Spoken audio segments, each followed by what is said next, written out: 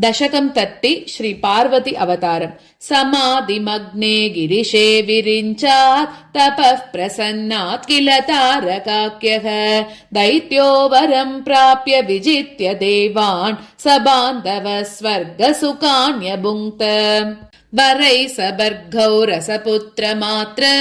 वद्यध्वमाप्तोऽस्य च पत्न्यभावात् सर्वाधिपत्यं स्वबलं च मोहान् मत्तो भृशं शाश्वतमेव मेने नष्टा किला श्रीहरये सुरास्ते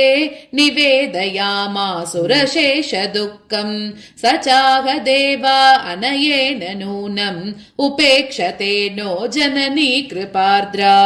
तद्विस्मृतेर्जातमिदं करेण यष्ट्या च या ताडयति स्वपुत्रम् तामेव बालः स निजेष्टदात्रीं सास्रं रुदन् मातरमभ्युपैति माता हि नः शक्तिरिमां प्रसन्नां कुर्याम भक्त्या तपसा च शीघ्रम् सर्वापदः सैव हरिष्यतीति श्रुत्वा मरास्त्वां नुनुवुर्महेशी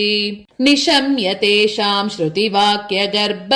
स्तुतिं प्रसन्ना विबुधां स्वमात् अलं विषादेन सुरा समस्तं जाने हरिष्यामि भयं धृतं वः हिमाद्रिपुत्री विबुधास्तदर्थं जायेत गौरी मम शक्तिरेका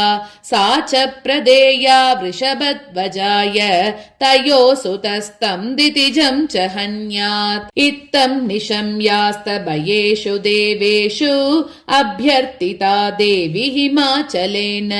त्वं वर्णयन्ति निजतत्त्वमेभ्यः प्रदर्शयामासित विश्वरूपम् सहस्रशीर्षं च सहस्रवक्त्रं सहस्रकर्णं च सहस्रनेत्रं सहस्रहस्तं च सहस्रपादम् अनेकविद्युत्प्रभमुज्ज्वलं च दृष्ट्वेदमीश्वर्य किलैर्वियोक्ता त्वं चोपसंहृत्य विराट् स्वरूपम् कृपावती स्मेरमुखी पुनश्च निवृत्तिमार्गं गिरये न्यगादीः उक्त्वा किलं संस्मृतिमुक्तिमार्गं सुरेषु पश्यत्सु तिरोदधात् श्रुत्वा द्रिमुख्यास्तव गीतमुच्चैः देवा जपध्यानपरा बभूवुः अतैकदा प्रादुरभूद्हिमाद्रौ शाक्तं महो दक्ष गृहे यथा प्राक् क्रमेण तद्देवि बभूव कन्या सा पार्वतीति प्रतिता जगत्सु हिमाद्रिनैषा च हराय दत्ता तयो सुतस्कन्द इति प्रसिद्धः स तारकाख्यं दितिजं निहत्य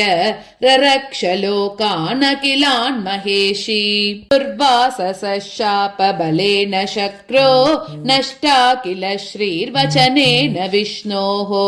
क्षीरोदधिं सा सुरदेव संगो ममत्त तस्मादुदभूच लक्ष्मी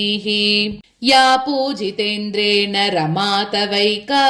शक्तिस्वरैश्वर्य पुनः प्रदानात् शापान् मुनेर्देवगणान् विमोच्य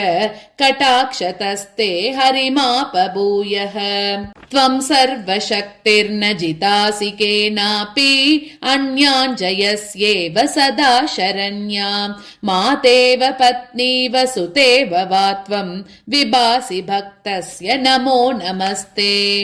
सर्वमङ्गलमाङ्गल्ये शिवे सर्वार्धसाधके शरण्ये त्र्यम्बके गौरी नारायणि नमोऽस्तुते।